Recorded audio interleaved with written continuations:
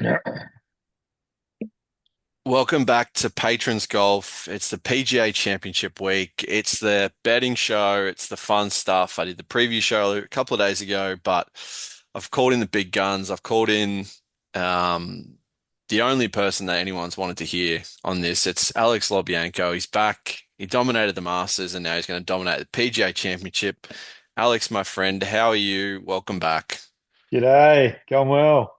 Give the No. people what they want. Yes, yes, the thick head of hair speaking to a man with no hair. Uh, look, I'm not going to lie. We've got a weird major. It's a major where you don't really know what to think. It's a course where we don't have much history to go off, and it doesn't really feel like a true major course, if we're being honest. Like on the surface, doesn't look super tough. But what are your overarching thoughts heading into Aronimink? Is that how it's Yeah, pronounced? cheers. Aronimink? Yeah, I'm going with it. Yeah, Yeah, why not? it is now.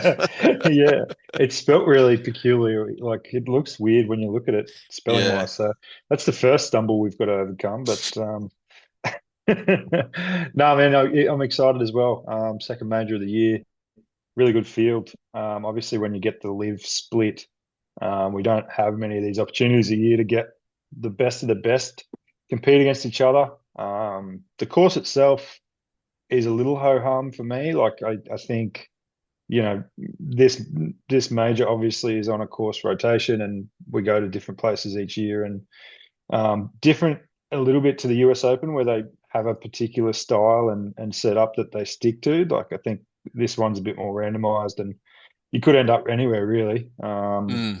But I do like the look of the course. Like it looks like it's going to be literally straightforward. Like the holes look very straight. The setup looks very um, regulation. It doesn't seem to be many tricks or novelties about it. It's just a straight up golf course. Yeah, I feel like we've had two different player perspectives, like on each side of it. Like Ben Griffin, I think he kind of laughed when someone said, "Oh, the winner's gonna shoot 15 under." He was just like, absolutely no chance.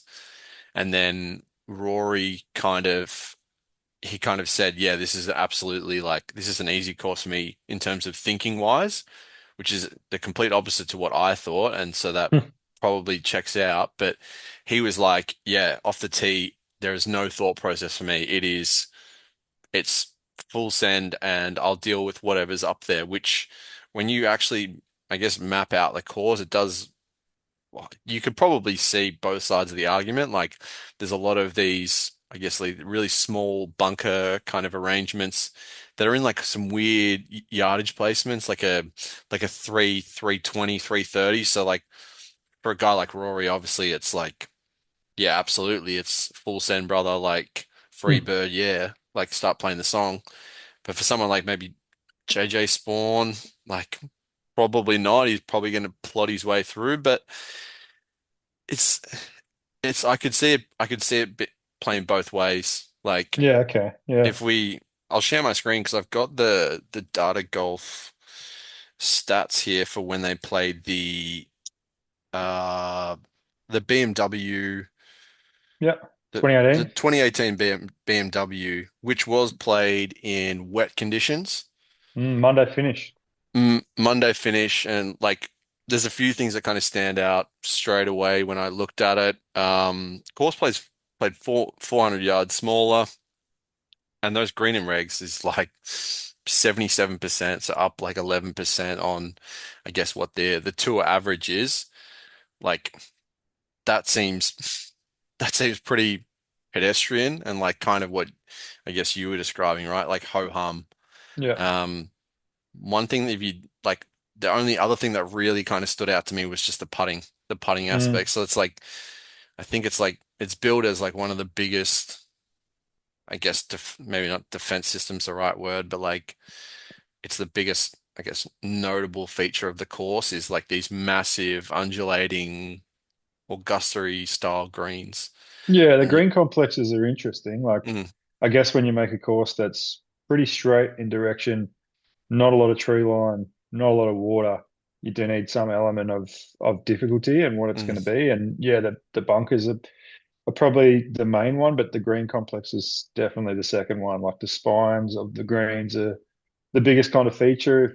If you're looking at them and if you watch on TV, you'll see the different complexes to each green. Like a green can have like a triangle shape in it, or even like a quadrant with different corners, and they'll set the pin placements like mm, accordingly to that to make it pretty difficult and make it tricky. So you do face a bit of challenges on the greens, kind of skipping ahead here, but works into my strategy that you want to be really sharp with your approach play and coming in. Like you're going to have mhm, to put it in the right spot of the green and not leave yourself with a long bendy lag putt. mm. I think the guys who are going to make good scores are going to put themselves on the right quadrant or sector of the green, so their putts a lot easier. Yeah, it's a good point. One of the things you can see here is kind of the shot distribution. The black line being I guess, like the PGA Tour average, and you can kind of see that there's going to be like a lot more of these wedgy, you know, wedgy shots in like kind of 100, 150, and yeah, like that greens in red kind of pointless in my opinion. Like it's really going to be the guys who kind of dial up, and it's like I've taken the exact same approach. Like I've probably gone a little bit more specific, just given the fact we don't really have that course history to go off, and in terms of like proximity stuff to angle to find some angles for guys, what I'm going for. But perfect way to segue. Let's go through the stats that I guess are super important for you this week. Yeah, yeah, stats that matter. It's interesting approaching this with your blank sheet and trying to figure out That's your good though. best way to go into it. Yeah, it is good. It's good that we're on a neutral course essentially, Mm, where no one's favored. Like there's not that much experience from players here, so you can kind of look at it, like I said, blank canvas. So the first thing I'm looking at, it going into most majors is recent form. yep. So like last 6 to 10 starts is pretty important for me. I'm looking at for majors usually finishes 11 or less, so top tens, and then if you've got a win on there as well, it gives you some a weighting with me as well. So winners year to date and a few top tens definitely get bumped up straight away. The stats specifically, like I said before, approach play. It's nice we've got the buckets here. Like I'm looking at long approach play as well, like Mhm. players who are going to play, 5, 6 irons in, hitting anywhere in your buckets there between kind of 125 to 225, so the longer iron shots. So I think that's where we can really find some guys who have an advantage to the field and can be pretty opportunistic with their scoring. That's really the biggest play of my stats. Like I've kind of looked at some driving distance as well, just as a similar angle as like if you're getting it down there a bit further, Mhm. bit easier on the way in. So I'm not overcomplicating it to be honest, mate. Like in terms of course, that's where I'm going, and then I want to have a look at recent form and recent performances, strokes gained approach. Yeah. Um, and yeah, like I said, not getting much beyond that. Like I don't want to, like you said, go into greens and reg numbers too much. I'm not too concerned about missing fairways. Like scrambling, I guess you could dial up if you wanted to, if that's an approach you want to have a look at. But If you're yeah, I don't. missing these greens, you got bigger problems. Like That's these what are, I'm thinking too. Yeah, that's what I'm yeah. thinking as well. The guys that are going to be good scrambling are going to be down the leaderboard anyway. I'm Mm, assuming. no, 100%. No, look, I've taken a pretty similar approach. Like I've gone fairly blanketed in terms of I've looked at recent form, just strokes gained overall. I just want to see the good guys. And then from there, it's really, I looked at good drive percentage rather than, say, strokes gained off the tee or distance. I looked at approach play from 100 to 150, and then also like three putt avoidance. I think that's one of the things that's going to be so key on these big greens. It's like everyone's going to hit these greens. But, like a guy like Corey Connors is like the perfect example. Like a guy who absolutely, stripes the pants off the ball, like all his approach play stuff is amazing. And then when he gets on the green, he ends up being Ray Charles playing a piano. Hmm. Actually, maybe not Ray Charles playing the piano because he's good at that, but like just Ray Charles trying to putt. So I'm looking at kind of, I guess I'm not taking my usual, like I'll usually like I'll look at guys who tick like a couple of boxes, and like Taylor Penrith last week was like a perfect example. Like I'm looking at guys who tick a couple of boxes, and then you're kind of hoping you get some spike rounds or you get some streaky survivable stuff and the stuff that's got a question mark. But here it's going to be it's probably super focused on guys in form, guys who Mm. do just like the basics really well. Yep. Um, and in saying that, as silly as it's going to sound, this to me feels like it's probably the best chance someone's going to have to be a first time major winner. Like, given the fact that we don't have like, every course sets up for Scotty, right? But like, there's not like, there's, n- he doesn't have 3 wins on it, or like Quail Hollow where Rory had 8 wins, something ridiculous. Yeah. Yeah. So I A do bit more of think, that neutral ground. Like I think everyone's so, yeah. facing the same kind of challenge here. Yeah, it's an interesting one. Like I think it is, mate. I think it's just going to suit the best player and the best weekend. Like um, we'll push onto it in a bit, but I think there's just a few guys that are trending in the right direction. That this just comes at a really good time for them, Hmm. and they're going to be suited the best. I think if your game's in order, that's usually who it rewards. Like if you look back historically at this tournament and the winners there, like putting a line to Phil at hundreds, like they're all pretty solid price players in the top third of the market, and they're players who are playing well and have got a solid baseline as well. So Yep. yeah, I'm not expecting any shocks. Like when you say first time major winner, like I get your point there, but I'm not expecting a massive price. I Michael think that Block.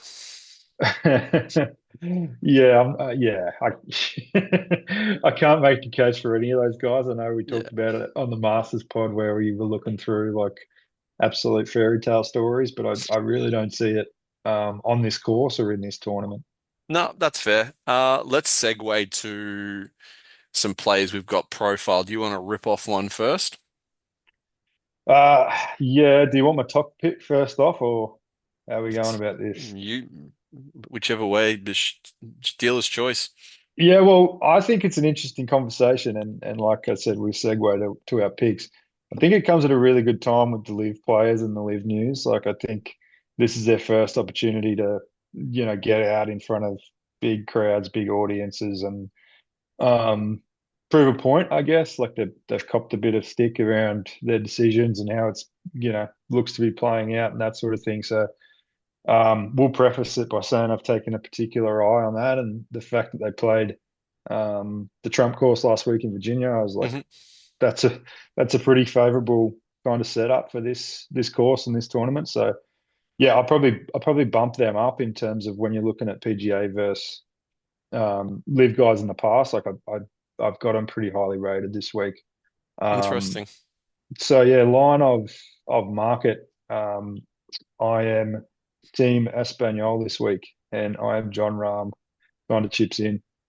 He fits my bill of like I said to you, quite long off the tee, really good approach player, hits the irons really well, like strong, powerful guy. Hmm. I do tend to like how he's going. Like he's had so many good results on live, so I think he's really in form and probably the strongest contender in the field.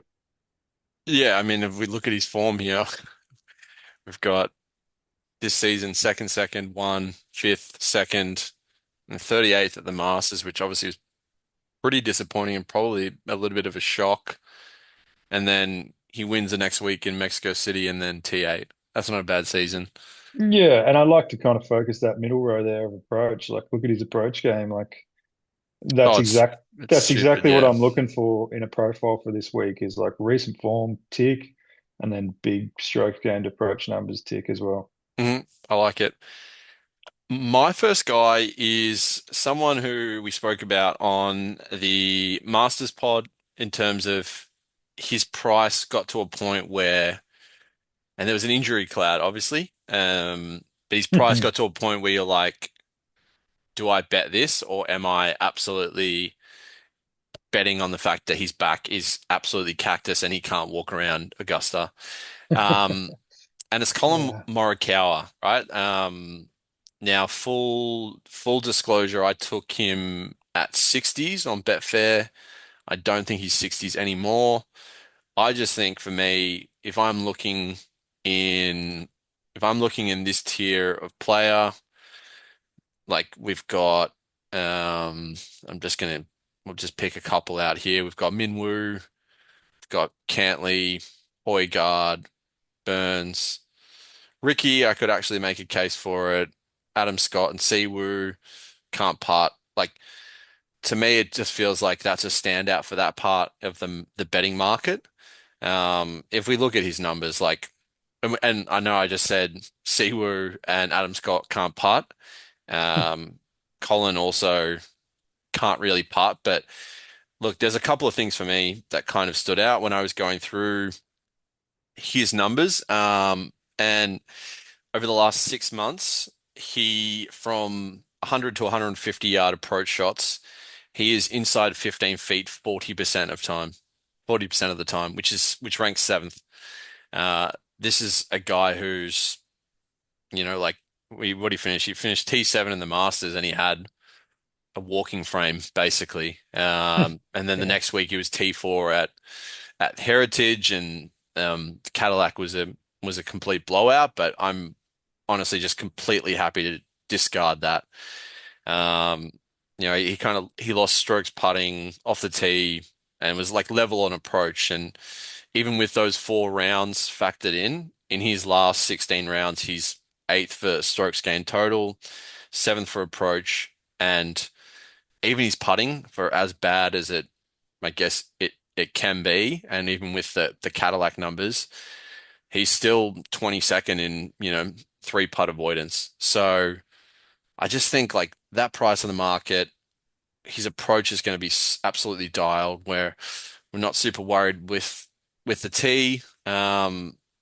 I'm just gonna back him into to figure out the stuff on the greens. Like what were his putting numbers at the Masters? So 2 strokes gained at Augusta.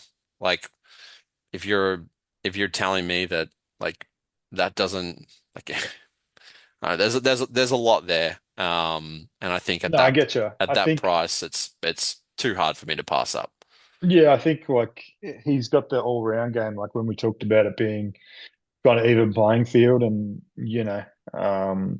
he gives everyone a chance. Like he's going to be someone that's consistent and is like, if we're talking kind of top 20 or make cut bets, like he's probably a really solid Mm, option because his baseline is in the better half of the field, so he puts himself in that conversation.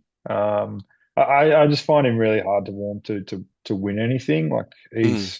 he's in the mold of a few that play really well and get themselves consistent results because they just have that game. But um, yeah, it kind of surprising there those numbers of how many single digit finishes he's got on the year. Like that's With no, surprising, but with an injury cloud, I guess, which that's only it. Yeah, really, I guess, which started at the players. I don't know if yeah. he had it beforehand, but yeah, he's a tough one.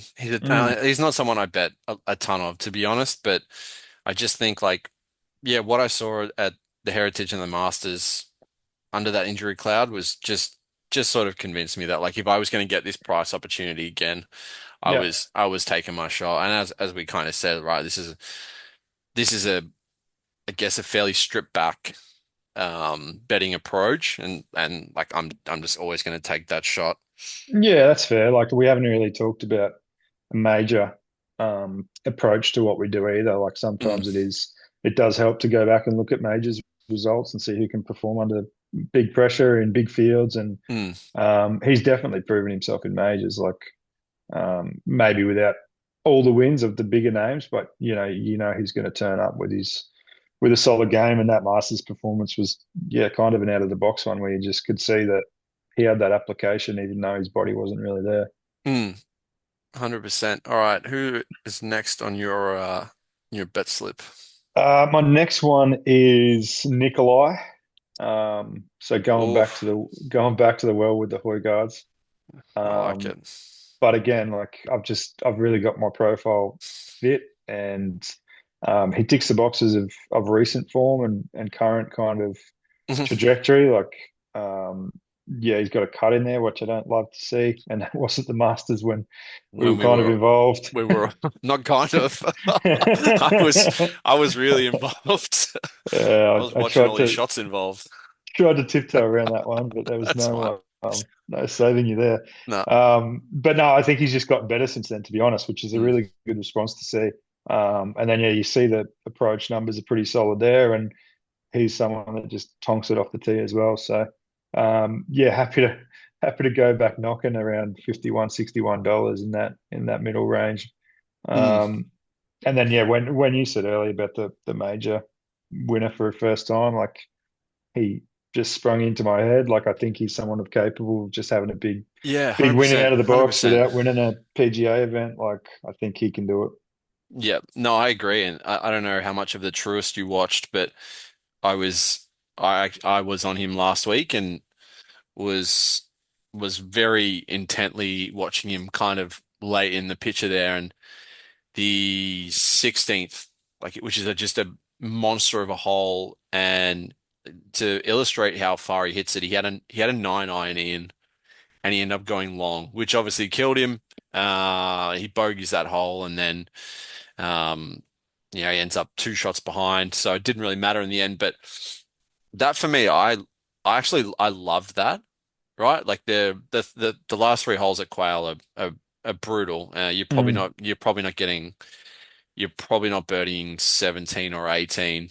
And I just love the mindset, right? Like the execution, whatever, like he still finished second. It's his second finish in 5 starts. So look, he's someone I'll happily spend money on most weeks. I don't think it's if he wins a major. I think it's when. Like Mm.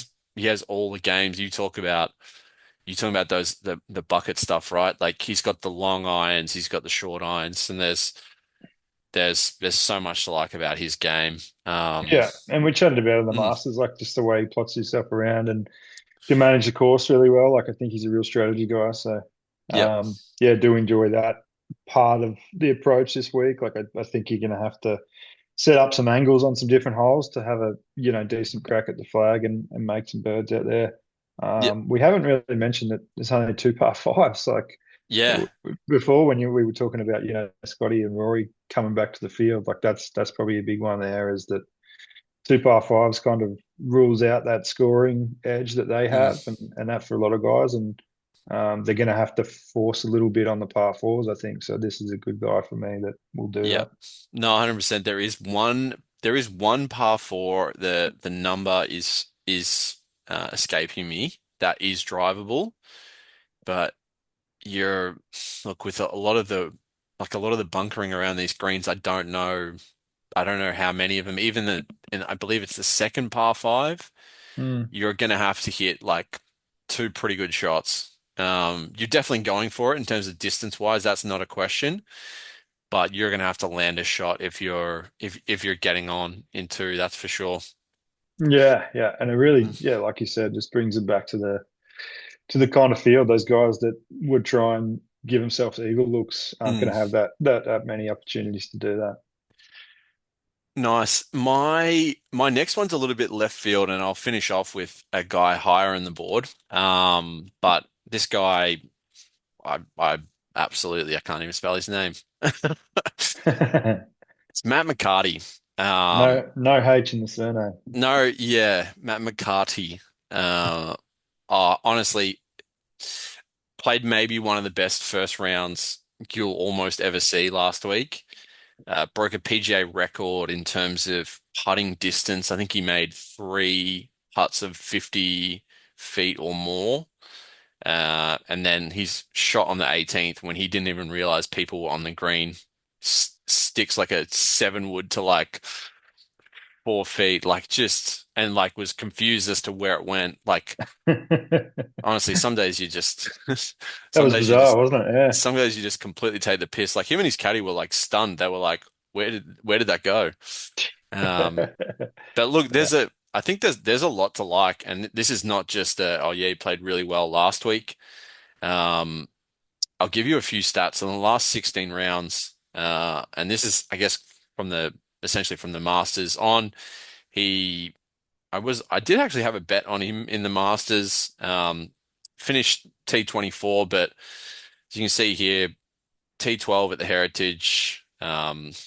You know, T10 at the Mickey Mouse Zurich Classic, and then another, top tens at signature events on tough courses. In that time span since the Masters, he's 11th in strokes gained total, 7th in putting, 24th in approach, and he's ninth inside that 100 to 150 approach opportunities. So 43% of his approach shots from that distance are inside 15 feet. This is a guy he putts well. He's one of the better putters on tour. The approach numbers, as you can see, it's trending up, and I want to take a guy at a huge price. I took him at like I think it was like 350 at Betfair, which isn't there anymore. But that is a ridiculous price for someone who's playing in the last, I guess, last month like he is. Uh, I did kind of look back at some of his stats, I guess, bigger picture and try not to just go super narrow focus in terms of like his last month of golf and in like the last 36 rounds he's fifth in three putt avoidance. So like and there's a few missed cuts in there. There's some 60s, 40s. There's some bad golf, but this is a guy like if I truly believe this could be a tournament where we've got a first time major winner, I'm absolutely taking the a ridiculous shot at that price for a guy like this. I still think at his price now, which I'll have a look and see what he is around the traps. There's about 200s on the exchanges, so you can still fish around Ugh, that big price. that price is too big for me. Yeah. And with that, we're kind of talking. You spoke about you know, your $5 donation at the Yeah. Masters, right? Like Yeah.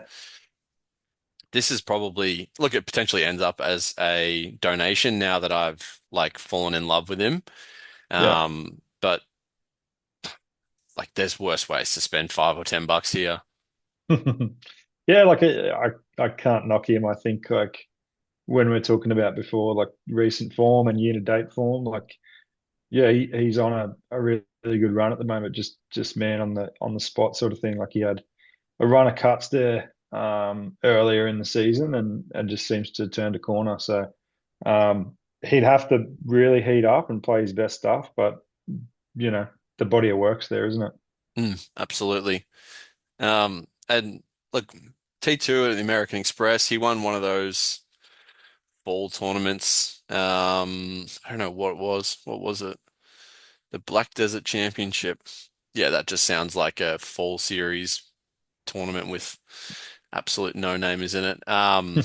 But nah, look, and lefties as well. Something about lefties that just look like, you almost bet like a grey horse in a. So you always Yeah. good. It's always good to get a lefty in there. Yeah, just to change Mm. up the elements a little bit. Might suit lefties. Mm. You don't know. I do think like we were talking before, if you need to plot around different angles and open the golf course up for attacking pins, like lefties obviously have different looks to the main Mm. the main body of the field who are right-handed. So yeah, it's never a bad play. Yep, nice one. Do you have another guy? I do. You've kind of potted him already, but yeah, happy to make a point. I'm sticking with Adam Scott, to be honest. I feel like I've been on the Adam Scott fan club for 18 months, and Mm. I couldn't I couldn't walk away from him now. Like he's driving it so well, and if you're looking at really strong ball striking and The iron play, like the ball speed is like for a 45-year-old is. Like Mate, hunting. gives me hope. Yeah, yeah. I don't know if Hope for there's me. Adam Scott levels in your in your hope. There's not. But still, yeah, one of the elite approach players on tour at a ripe old age, like has so much major experience and history in a lot of major tournaments. So yeah, I'm thinking he can do it. Again, it's probably a little bit of a patriotic majors cheer. I think he's Australia's best hope. I don't see any of the others really putting themselves in lights this week. Like I've cooled on Minwoo, and yeah, no one else I could really make a point for. So yeah, I think I'll go back with him, and I think I'll trust him with money again. Um, I think I'll probably play like top fives, top tens more than an outright, but Yep. yeah, we'll obviously be cheering. Um, and hopefully he's heard your putting remarks and it's really like hit him hard and he wants to respond. Well, look, I mean full play, like I could easily be convinced to bet him. Like it wasn't a massive pot on him. Like it was more so of like just the players that Colin was around in that kind of price range. But to me, it's like he's such a bizarre one, right? Because he's got like aesthetically like probably the best swing since Fred Couples, and it just feels like a complete travesty that he has one major. Like Mm, if you think about his body of work, you'd probably say if you didn't know he just had the Masters, you'd probably say, oh no, he's won like three, maybe four, like because he's been around for so long. I think is this which number major in a row is this? oof. He's It's on the streak, right? That he just yeah, he's keeps. on this. I don't know. I don't know if he's raised the bat or if it's like if it's at like 99 now. I think this is 99th. Yeah, Yeah. Oh, like I mean that in itself is insane if you think about it. Like unbelievable. yeah. No, look, I can't fault you. I'm patriotic too, and like even if you just look at the approach numbers here, like for the whole season, like that is just so. And like there's some, like a T4 there at the Cadillac, losing strokes putting, Mm, um, and losing. He's barely lost off the tee there. Like I think that was his last round was just insane.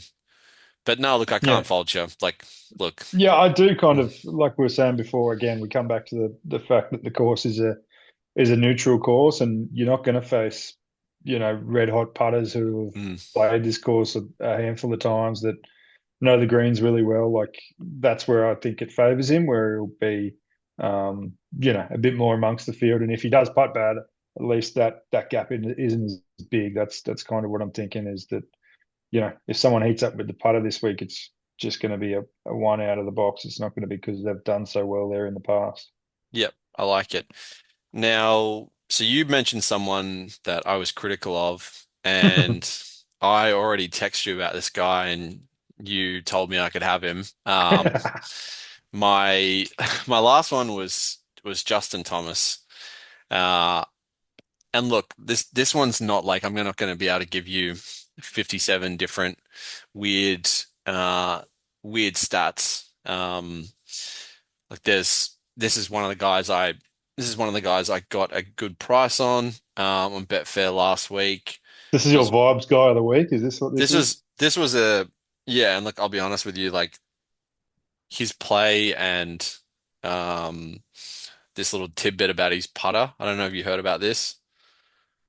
So he's had some issues putting and he literally contacted I don't know whoever makes like Scotty Cameron or whoever makes Cam Young's putter. Oh yeah, yeah. He just said, "Give me the exact same spec." Um, and the the first tournament he had it like uh, he finished 13th.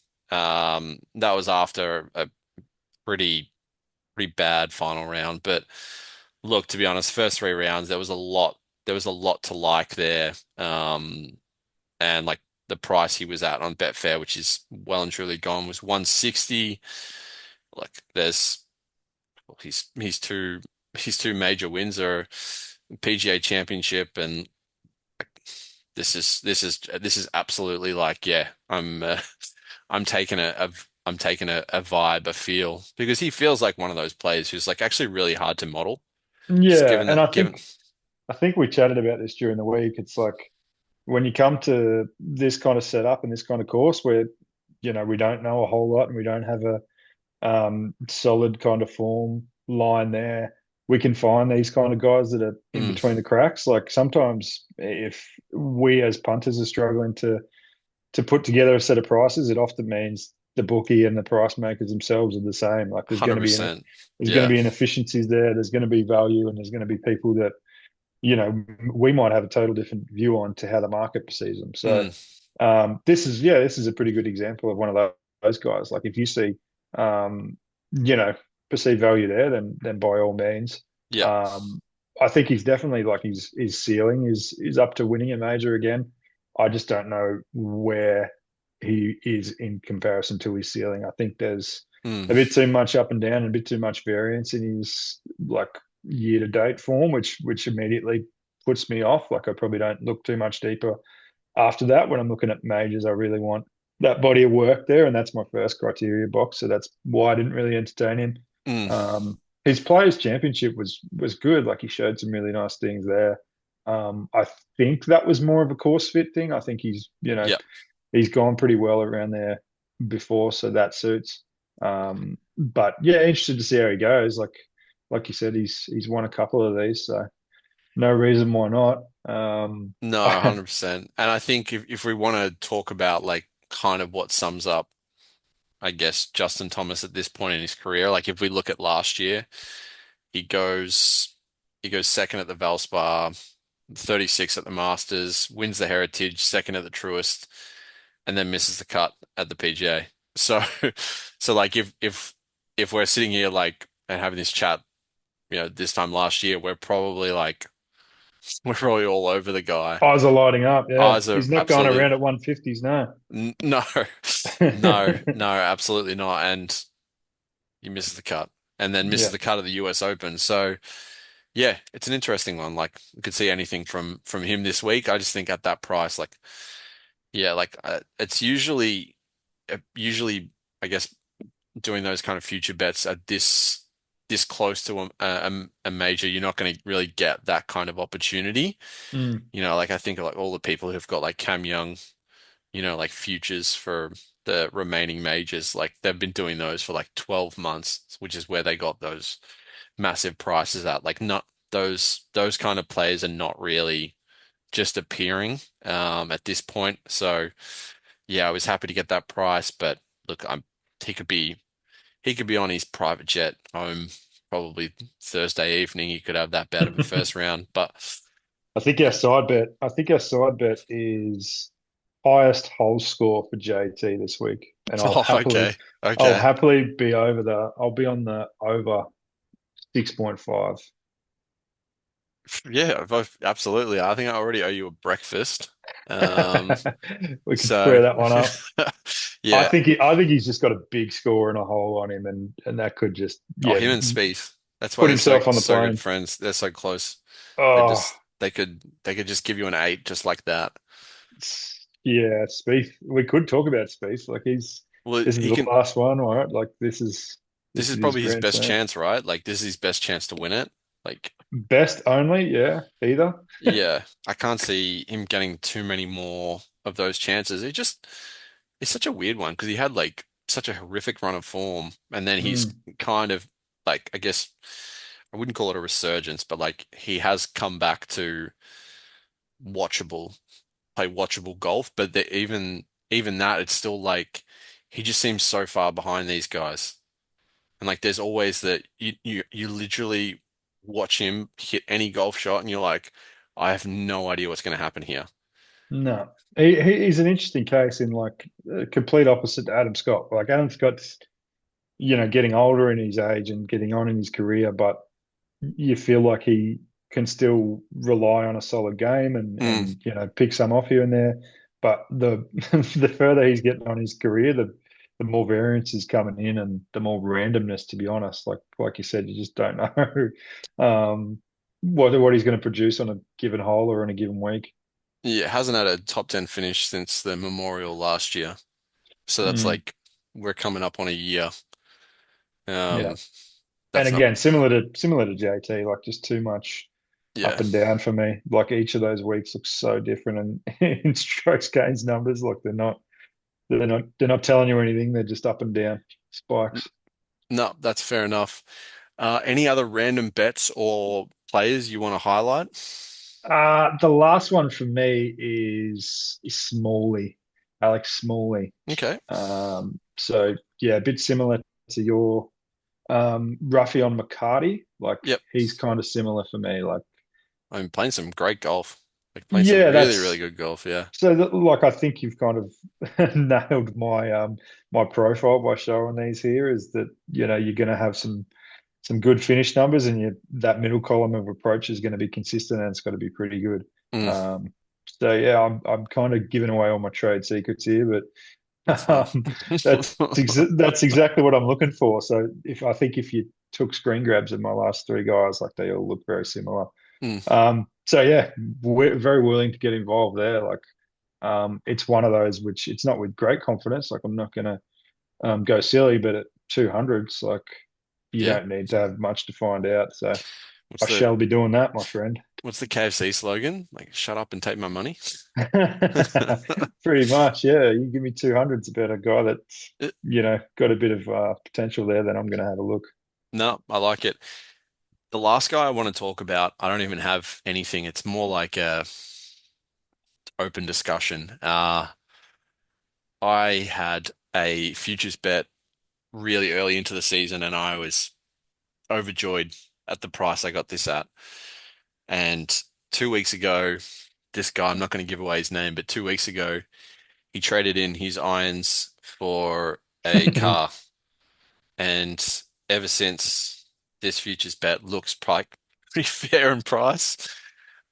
Justin Rose, uh, if we're talking course history, uh, won here in 2010 or 2011, I can't remember which year, and lost in a playoff in 2018. So has the best course history here. But what are you thinking with Justin Rose this week? Um, I've written off this bet. Like I've completely put a line through it, which is just an absolute look at this. T3 at the Masters, and then he says, I'm gonna change. I'm gonna debut my McLaren irons. with the orange bag, yeah. What's doing there? What he's doing? Yeah, I don't know. Like I couldn't completely dismiss it. Like I think you've got valid points as to why he ended up there. Mm, I think yeah, he definitely surprised in the Masters. I kind of had my knocks on him there, and he showed me up. Yeah, I just can't get a read on him. I'm like he's got the potential there, and like kind of similar to Adam Scott, like a bit older in their career, a bit like that experience. You can't really and put a price on him. the putting's Like also a he's bit of a, is not super solid. Yeah, but I think, like I said before, like if you get yourself on the right part of the greens here, you can Mm, account for that. So I'm not super worried about putting numbers. Like I know you've referenced them a couple of times, but I'm probably happier to forgive. mhm. Um, which I'll also come back to you next week and complain about putting. So just preface it by saying that. No, I don't know. I think you still, have reason to hold on to that ticket, but yeah, I don't know what you'll get, to be honest.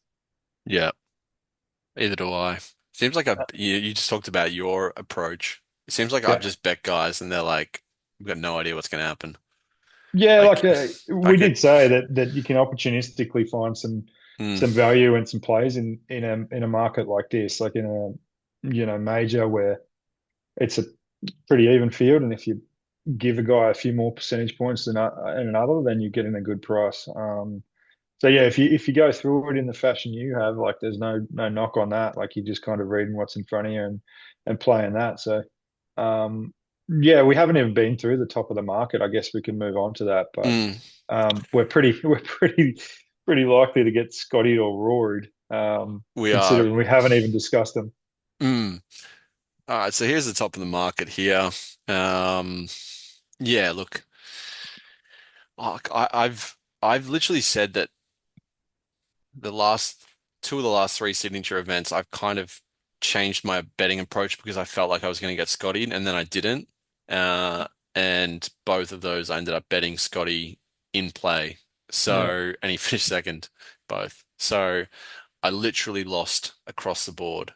And I felt like a loser because I was like, I didn't take a shot because I was scared. Mm. So I'm not saying like I will never do that approach again, but I'm not doing that on this course. Like I will absolutely fire off my bullets. Like when we've got a course that's a blank slate to Mm. most of these players, yeah, I'll take him on. I'll take Rory on.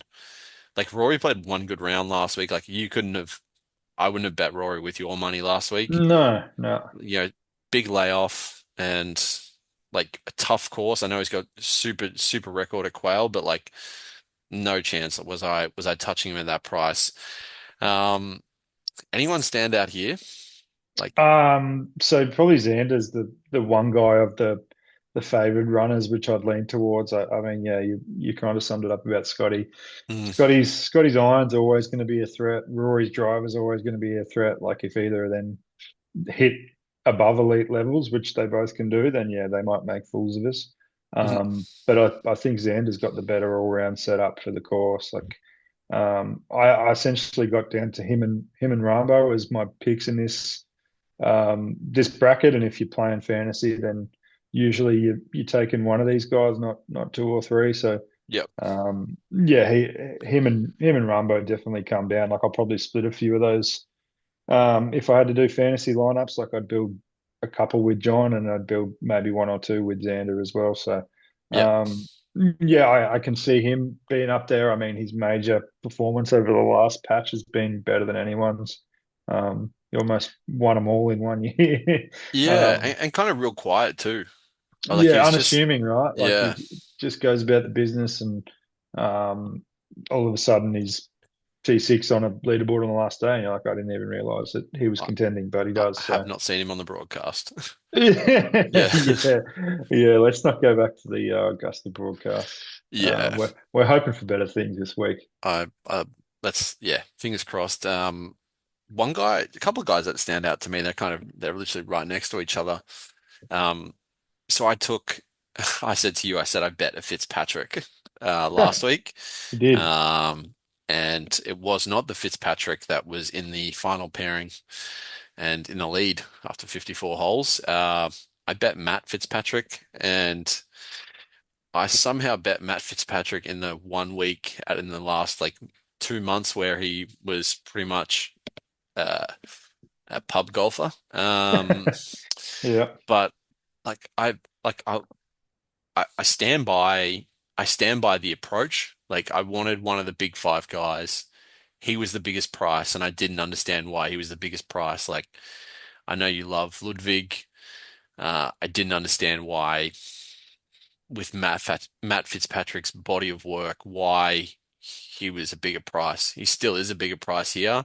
Mm. Another one who played all right last week, Tommy Fleetwood. Like fairly unassuming. Like feels like it could be a week where someone like him just kind of flies under the radar and then shoots five under on Sunday Mm. and wins it. But then, he only wins, $15 million events or whatever it is. Um, Yeah, interesting. I think I like just kind of reflecting on how we approach this. Like it sounds very even, and that's exactly how it is. It's very mm, even this week going in, and it's like you're going to get a lot of high baseline players that are going to put themselves in the race. Like there's going to be, you could probably pick a dozen guys that are going to put themselves in it, mhm. and then you can play around with whoever's going to shoot up. So yeah, I've gone a couple of really solid ones who I'm expecting to be around there and shoot up, and then you've probably gone a few other guys from left field that might just screen past you know the field that are going pretty solidly. Yep. Well said. You kind of touched on fantasy. We might throw it to DFS to just finish up here. Sure. Um, Yeah, look, I've got a few guys, and these are all like this is kind of the way I do DFS. Like, it's not something that's I guess massive for us here in Australia. Like, it's so much bigger in America. Um, but like, I do think there's a strong case to, I guess, for how I look at. I guess I take my betting approach in those. Find a guy who ticks a couple of buckets. Hope he figures out the other one. The first guy's Keegan Bradley, who was at 7,400. Look, last 16 rounds, third and three putting percentage. His form line's okay. His form line was atrocious for a long time there and had a decent finish last week. Like, feels like a guy, well, it's a guy who has good course history here, which you can't say for a lot of guys at that price. Putting's working, good He's form line. one. He's one from memory. Like in his win, his putter was just Mm, his best friend. Like he was draining everything when everyone around him was kind of dropping away. So yep. we did make that point on the course earlier, and that's probably a good example of it. Is that he was someone whose putter got really hot. The next guy I've got is similar theme, Jacob Bridgman, who is $200 more. Look, this is probably the he's probably been the best putter outside of Sam Burns on the tour this year.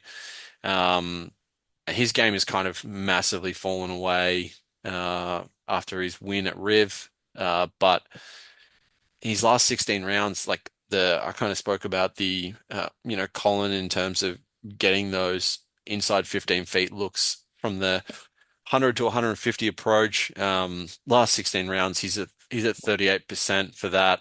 Um, that's the kind of guy I want this week. I want a guy who's going to get inside 15 feet and then with that putting ability.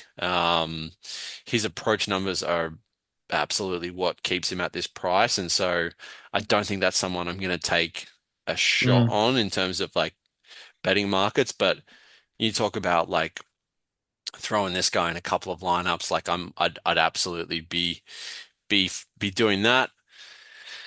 And the last Yeah, guy's, sorry, no, you go. it's a different kind of approach. Like if you're asking me personally, like Mm, betting the winner in an outright market and trading that as the week goes on, and then building mm, a lineup at the start of the week and just relying on you guys to make the cut and you know to gather you some points. Like it's a bit of a different approach. So that's how I go about it. Like if I'm playing the fantasy game, like I'm looking for guys who are going to make the cut, guys who have really low variance, are super consistent, mm. and whose baseline is going to put them somewhere in the top 30. Yeah, So it's different to finding the winner, and like I kind of do the same process as you, and pick the eyes out of each lower price bracket and see how many I can build. yeah, Um, I would probably be going with the likes of Siwoo here. Um, 100% with the I approach can't play. Yeah, I can't get over how consistent his year's been this year, and it's crazy. um, I've just been betting him again and again, again, and Mm, he can't get that win. He could get it this week, like when we say come back to kind of a bit more evenness across the board. But I'm pretty certain he'll be consistently scoring across the rounds and be up there and at decent 7K range. Like he's a really good contributor, and he's like that level of variance is just going to be through the middle, I think.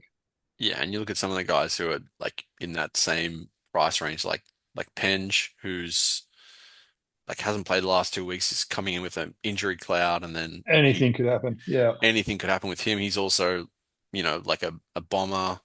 Sep, anything could happen to him any week. He could finish Yeah. first, or he could finish in 190th.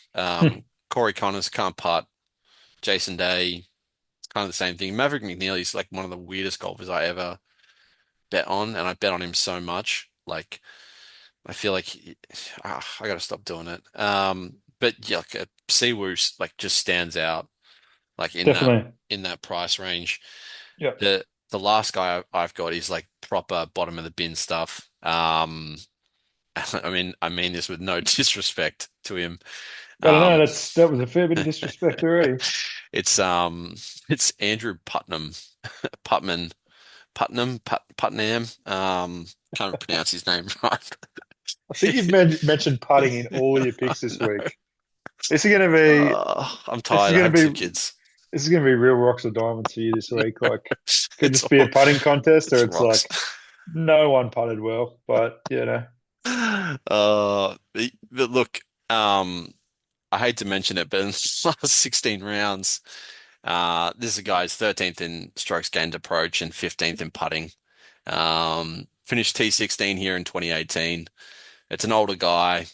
Look at the players like he's around with. Like they're absolute nobodies, and so um, yeah, that's a guy like he's probably like he probably should be in the sixes if I'm being honest. But yeah, look, if you're when you're at this kind of like Ian Holt, Jesus, like when you're in this price range, like you really like it's almost like my wife, like before she met me, like this is must have been what it looked like. Yeah, and I've just stood out here. I'm her Andrew Putnam.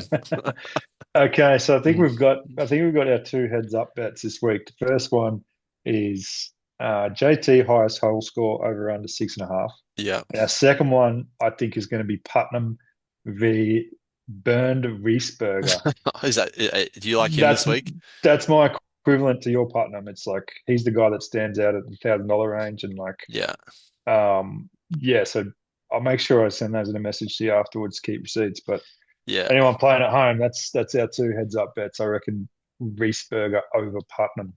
Well, Wiesberger and Angel Ayora, Yeah, like for any sickos out there who like love the DP World Tour, like they're both Scott. yes guilty. Unheld. Yeah. As an honorary Spanish person this week, unheld is the Yeah. pronunciation. Well, yeah, like I mean English is my first language, but I speak it like it's my fifth. So I apologize to Angel, but these are guys who have having just sick years on the DP World Tour. So like if you're ever gonna throw a shot like Stuart Sink, like he's the same price as Stuart Sink. Which is and William Mao. Like you know what I mean? Like it's Yeah, yeah, what yeah. do we there's the upside there and you talk about like the like that to me is like it's that's an easy play. Like if you're filling out the bottom of your lineup. Mm. No, that's a fair call. Look forward to that head-to-head bet. Yes, and I'll owe you three breakfasts. Um We could spend the day together. yes. That'd be nice. Not Very good. sure.